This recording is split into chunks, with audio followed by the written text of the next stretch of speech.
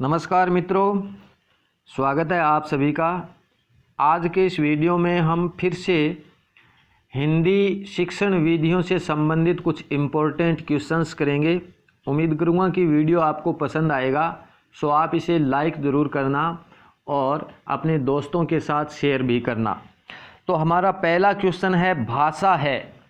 भाषा अभिव्यक्ति उपागम, विचार उपागम और सामाजिक उपागम। तो राइट आंसर होगा उपर्युक्त सभी। भाषा की परिभाषा को देखें तो अपने मन के विचारों को सामने वाले तक प्रस्तुत करने का माध्यम ही क्या कहलाती है? भाषा कहलाती है। भाषा मनुष्य के लिए अर्जित उपागम है, परिवर्तनशीलता तथा विचार अभिव्यक्ति का माध्यम है जो वातावरण जनित है एवं सामाजिक है। सेकंड क्वेश्चन, मातृभाषा से क्या अभिप्राय है? मातृभाषा से अभिप्राय है माँ के द्वारा बोले जाने वाले शब्द। ठीक है, एक बालक सबसे पहले माँ के द्वारा बोले जाने वाले शब्दों को बोलना सीखता है, उसे ही उसकी मातृभाषा कहते हैं तथा माँ को बालक की प्रथम गुरु या शिक्षिका और परिवार को बालक की पहली पाठशाला कहते हैं। नेक्स्ट है, भाषा शिक्षण में कौन सी विधि भाषा शिक्षण उपागम के रूप में उस कौशल को बढ़ाती है जो एक प्रकार से ग्राह्य कौशल है? तो राइट आंसर होगा ऑप्शन ए, अनुकरण। बात करें अनुकरण की, तो अनुकरण विधि जो होती है यह भाषा सिखाने के लिए उपयोग में लाई जाने वाली एक अनिवार्य विधि है जिसमें शिक्षक के कार्यों का अनुकरण करते हुए एक बालक भाषा सीखता है। ठीक है, अनुकरण 3 प्रकार का होता है। पहला लेखन अनुकरण, दूसरा उच्चारण अनुकरण और तीसरा रचना अनुकरण। तो अनुकरण जो हैं वो 3 प्रकार के होते हैं। नेक्स्ट है, भाषा विचारों की अभिव्यक्ति का माध्यम है। यह कथन किसने दिया? तो यह कथन है स्वीट का। ठीक है, स्वीट की परिभाषा है भाषा विचारों की अभिव्यक्ति का माध्यम है। नेक्स्ट, ऐसी भाषा जिसमें शुद्धता अशुद्धता शब्द या वाक्य विन्यास का कोई ध्यान नहीं रखा जाता कहलाती है। तो इस प्रकार की भाषा को कहते हैं बोली, और बोली में किसी भी प्रकार की शुद्धता अशुद्धता शब्द या वाक्य विन्यास का कोई ध्यान नहीं रखा जाता। हमारे देश में ऐसा माना जाता है कि प्रत्येक 36 किलोमीटर की दूरी पर शब्द बदल जाते हैं और स्थानीय शब्दों का उपयोग होता है जिसमें शुद्धता अशुद्धता शब्द या वाक्य विन्यास का कोई ध्यान नहीं रखा जाता। तो ऐसी भाषा जिसका अपना कोई शब्दकोश, व्याकरण, भाषा विन्यास आदि नहीं होता तथा क्षेत्रीय व्यवहार में क्षेत्रीय शब्दों का उपयोग होता है, इसे क्या कहते हैं? बोली कहते हैं। नेक्स्ट है, घर की वस्तुओं के बिंब कौन से भाषा बिंब के अंतर्गत आते हैं? घर की वस्तुओं के बिंब जो हैं वो दृश्य बिंब के अंतर्गत आते हैं। बात करें दृश्य बिंब की, तो जब कोई वस्तु हमारी आँखों के सामने होती है तो उसका चित्र उसी समय हमारे मस्तिष्क में बन जाता है। जैसे मेरे सामने भैंस खड़ी है, कक्षा कक्ष में श्यामपट आदि दृश्य बिंब के उदाहरण हैं। नेक्स्ट है, methods and techniques of teaching नामक पुस्तक किसने लिखी थी? Methods and techniques of teaching नामक पुस्तक लिखी गई थी एस.के. कोचर के द्वारा।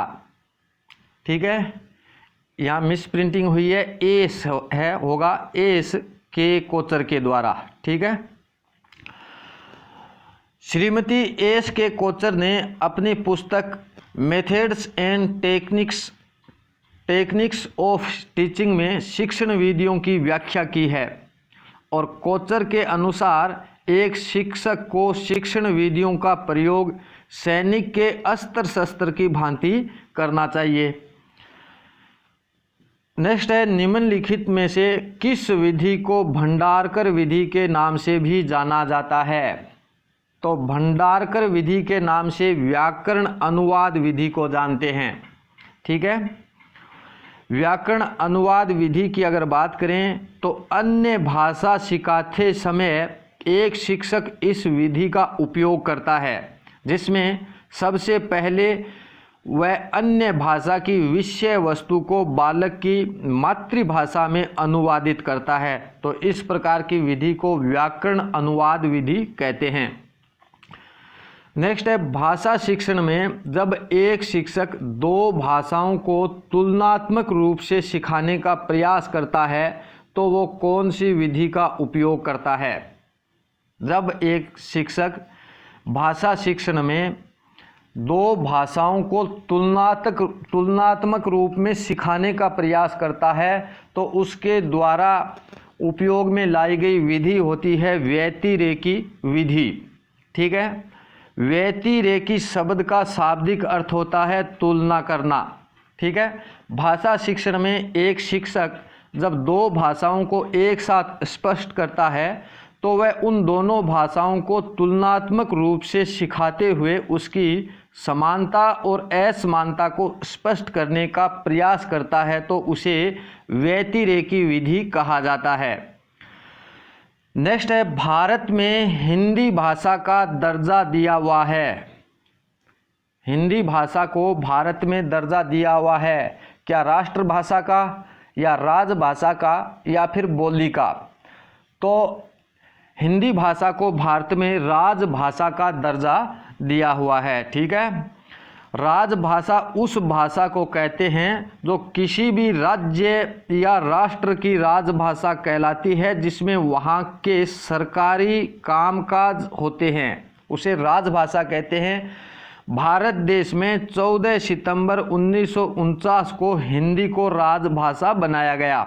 ठीक है, और प्रति वर्ष 14 सितंबर को हिंदी दिवस के रूप में हम लोग मनाते हैं। नेक्स्ट है, भाषा के संबंध में सत्य कथन है। कौन सा कथन सत्य है? तो भाषा अर्जित है, बिल्कुल सत्य है। भाषा अनुकरण द्वारा सीखी जाती है, यह भी सत्य है। और भाषा स्मृति आधारित है, यह भी सत्य है। तो राइट आंसर होगा ऑप्शन डी। ठीक है, बात करें भाषा की विशेषताओं की, तो भाषा अर्जित है, भाषा अनुकरण द्वारा सीखी जाती है, भाषा स्मृति आधारित है, भाषा अभिव्यक्ति का माध्यम है, भाषा अपरिपक्व से परिपक्वता की ओर ले जाती है। नेक्स्ट है, भारतीय संविधान की 8वीं अनुसूची में कितनी भाषाओं का उल्लेख है?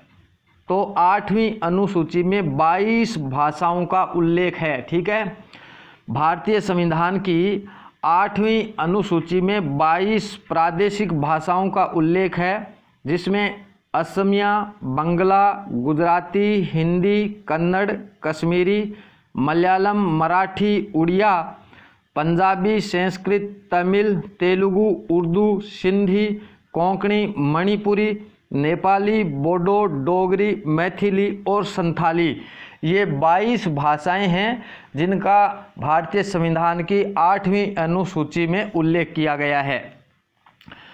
नेक्स्ट है, विषय वस्तु को छोटे छोटे भागों में विभाजित करते हुए एक विद्यार्थी के समक्ष प्रस्तुत किया जाता है, तो शिक्षक द्वारा किस विधि का प्रयोग किया जाता है? जब विषय वस्तु को छोटे छोटे भागों में विभाजित करते हुए विद्यार्थी के समक्ष प्रस्तुत किया जाता है, तो यहाँ पे अभिकर्मित अनुदेशन विधि का प्रयोग किया जा रहा है। ठीक है, बात करें अभिकर्मित अनुदेशन विधि की, तो इस विधि के अंतर्गत विषय वस्तु को छोटे छोटे भागों में विभाजित करते हुए विद्यार्थी के समक्ष प्रस्तुत करना और फिर उस विद्यार्थी के द्वारा उस विषय वस्तु को स्वप्रेरणा एवं स्व अनुदेशन में सिखाने का प्रयास करना क्या कहलाता है? अभिकर्मित अनुदेशन कहलाता है। नेक्स्ट, निम्न में से किस विधि को मौखिक वार्तालाप विधि भी कहा जाता है? मौखिक वार्तालाप विधि कहा जाता है प्रत्यक्ष विधि को। ठीक है, प्रत्यक्ष विधि के अंतर्गत विद्यार्थी को मौखिक अभ्यास के सहारे भाषा सिखाई जाती है, इसलिए इस विधि को मौखिक वार्तालाप विधि भी कहते हैं। नेक्स्ट है, श्यामपट्ट कार्य में छात्रों की सहभागिता होनी चाहिए। श्यामपट्ट कार्य में छात्रों की अधिकतम सहभागिता होनी चाहिए। ठीक है, और क्यों होनी चाहिए? क्योंकि यह छात्रों की क्रियाशीलता सिखाने के लिए अति आवश्यक है। छात्रों में क्रियाशीलता बनी रहती है जो सिखाने में अति आवश्यक है। चलिए नेक्स्ट है, बुनियादी शिक्षा की अवधारणा दी गई। किसके द्वारा बुनियादी शिक्षा की अवधारणा दी गई थी? तो गांधी जी के द्वारा। बुनियादी शिक्षा की अवधारणा गांधी जी के द्वारा दी गई, जिसके तहत बालक को ऐसी शिक्षा से जोड़ना है कि वह भविष्य में नौकरी के पीछे जाने के बजाय किसी भी क्षेत्र में अपना भविष्य चुनने को तैयार रहे तथा आत्मनिर्भर बन सके। नेक्स्ट 17 नंबर, वाचन शिक्षण के प्रमुख प्रकार हैं। वाचन शिक्षण के प्रमुख प्रकार, तो वाचन शिक्षण के 3 प्रकार होते हैं। कौन कौन से? सस्वर वाचन, मौन वाचन और अध्ययन वाचन। ठीक है, तो यहाँ पे राइट आंसर होगा ऑप्शन डी, उपयुक्त सभी। चलिए नेक्स्ट देखिए, शिक्षण विधि के द्वारा हम लोग क्या विषय वस्तु को सरल बनाते हैं, या फिर विषय वस्तु को क्या संक्षिप्त बनाते हैं, या फिर शिक्षण विधि के द्वारा हम लोग विषय वस्तु को व्यापक बनाते हैं, या फिर हम शिक्षण विधि के द्वारा विषय वस्तु को संगठित बनाते हैं? तो राइट आंसर होगा ऑप्शन डी, शिक्षण विधि के द्वारा हम विषय वस्तु को संगठित बनाते हैं। ठीक है, जॉन डीवी के अनुसार शिक्षण विधि वह कार्य है जिसके द्वारा हम लोग विषय वस्तु को संगठित कर निष्कर्षों को प्राप्त करते हैं, और यह परिभाषा है किसकी? जॉन डीवी की। नेक्स्ट क्वेश्चन, भाषा विकास का सिद्धांत नहीं है। भाषा विकास का सिद्धांत कौन सा नहीं है? तो अनुकरण का सिद्धांत भाषा विकास का सिद्धांत है। अनुबंधन का सिद्धांत भी भाषा विकास का सिद्धांत है। अतिरिक्त शक्ति का सिद्धांत, यह भाषा विकास का सिद्धांत नहीं है। परिपक्वता का सिद्धांत भी भाषा विकास का सिद्धांत है, तो नहीं है, मतलब option C is right answer. भाषा शिक्षण के प्रमुख सिद्धांतों में हम देखें तो उद्देश्य पूर्ति का सिद्धांत भाषा शिक्षण का भाषा विकास का सिद्धांत है, और आवर्ती का सिद्धांत, रुचि का सिद्धांत, अनुकरण का सिद्धांत, विभाजन का सिद्धांत, क्रियाशीलता का सिद्धांत, अभिप्रेरणा का सिद्धांत, अनुबंधन का सिद्धांत और परिपक्वता का सिद्धांत, ये भाषा विकास के सिद्धांत हैं। नेक्स्ट 20 नंबर, निम्न में से कौन सा शिक्षण कुशलता से संबंधित है? कुशलता से संबंधित, तो श्यामपट्ट पर लिखना कुशलता से संबंधित शिक्षण है। प्रश्नों को हल करना भी कुशलता से संबंधित शिक्षण है, और प्रश्न पूछना भी कुशलता से संबंधित शिक्षण है। तो राइट आंसर होगा ऑप्शन डी। ठीक है, प्रश्न पूछना, उदाहरण सहित समझाना, पुनर्बलन और श्यामपट्ट पर लिखना, ये सभी क्या हैं? कुशलता से संबंधित शिक्षण हैं। नेक्स्ट क्वेश्चन, कक्षा में जो विद्यार्थी प्रश्न पूछते हैं उन्हें, कक्षा में जो विद्यार्थी प्रश्न पूछते हैं उन्हें लगातार प्रश्न पूछने के लिए प्रोत्साहित करना चाहिए। ठीक है, और न कि उन्हें कक्षा के बाद शिक्षक से मिलने की सलाह दी जाए, न उनसे कक्षा में भाग लेने के लिए प्रोत्साहित किया जाना चाहिए, ठीक है, और स्वतंत्र रूप से उत्तर ढूंढने के लिए भी प्रोत्साहित नहीं करना चाहिए। तो कक्षा में विद्यार्थी प्रश्न पूछते हैं तो उन्हें लगातार प्रश्न पूछने के लिए हमें प्रोत्साहित करते रहना चाहिए, ठीक है। नेक्स्ट क्वेश्चन, वस्तुनिष्ठ परीक्षा का गुण है। वस्तुनिष्ठ परीक्षा का गुण वैधता, विश्वसनीयता, व्यवहारिकता, ये सभी वस्तुनिष्ठ परीक्षा के गुण हैं। तो राइट आंसर होगा ऑप्शन डी, ठीक है। वस्तुनिष्ठ परीक्षण के गुणों की अगर बात करें तो एक अच्छी परीक्षा उसे कहा जा सकता है जो अपने उद्देश्य प्राप्ति पर खरी उतरती हो। और वस्तुनिष्ठ परीक्षा के गुण होते हैं वैधता, विश्वसनीयता, व्यवहारिकता और विभेदकारिता। नेक्स्ट, सतत एवं व्यापक मूल्यांकन की शुरुआत ने मूल्यांकन व्यवस्था को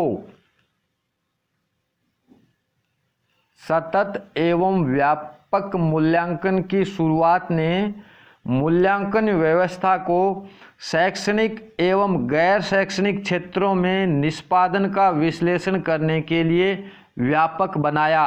राइट आंसर होगा ऑप्शन डी, ठीक है। सतत एवं व्यापक मूल्यांकन से बालक की शैक्षिक प्रगति के साथ साथ सह शैक्षिक प्रवृत्तियों, नैतिक व चारित्रिक मूल्यों का भी क्या होता है, मूल्यांकन होता है। नेक्स्ट क्वेश्चन, मूल्यांकन की प्रक्रिया है। मूल्यांकन की प्रक्रिया उद्देश्यों की उपलब्धि के विस्तार का निर्धारण करना, परिणामों की गुणवत्ता व मूल्यों का निश्चय करना, अनुदेशन के परिणामों की तुलना करना, ये सभी क्या हैं, मूल्यांकन की प्रक्रिया हैं। तो राइट आंसर होगा ऑप्शन डी, ठीक है। मूल्यांकन की प्रक्रिया से छात्रों के ज्ञान के साथ साथ शिक्षा के उद्देश्यों की उपलब्धि, परिणामों की गुणवत्ता व मूल्यों का निश्चय एवं अनुदेशन के परिणामों की तुलना की जा सकती है। और लास्ट क्वेश्चन, निबंधात्मक परीक्षण सर्वाधिक प्रचलित उपलब्धि परीक्षण है, फिर भी इसका प्रमुख दोष है। क्या दोष है निबंधात्मक परीक्षण में? जो सर्वाधिक प्रचलित उपलब्धि परीक्षण है फिर भी इसमें एक दोष है। तो क्या दोष है इसमें? तो इसमें दोष यह है कि इसमें विश्वसनीयता का अभाव रहता है, ठीक है। निबंधात्मक परीक्षा विषय वस्तु की गहनता की जांच करने वाली परीक्षा होती है, ठीक है। विषय वस्तु की गहनता की जांच करने वाली परीक्षाएं होती हैं जिनके द्वारा बालकों की मौलिक अभिव्यक्ति, भाषा शैली व लेखन क्षमता का पता चलता है। निबंधात्मक परीक्षा के दोषों की अगर बात करें तो मूल्यांकन पक्षपातपूर्ण, आत्मनिष्ठ और अविश्वसनीय तथा विभेदकारिता की इसमें कमी पाई जाती है, इसमें दोष होते हैं। तो वीडियो देखने के लिए बहुत बहुत धन्यवाद दोस्तों। जल्दी मिलेंगे नेक्स्ट वीडियो में, तब तक के लिए नमस्कार।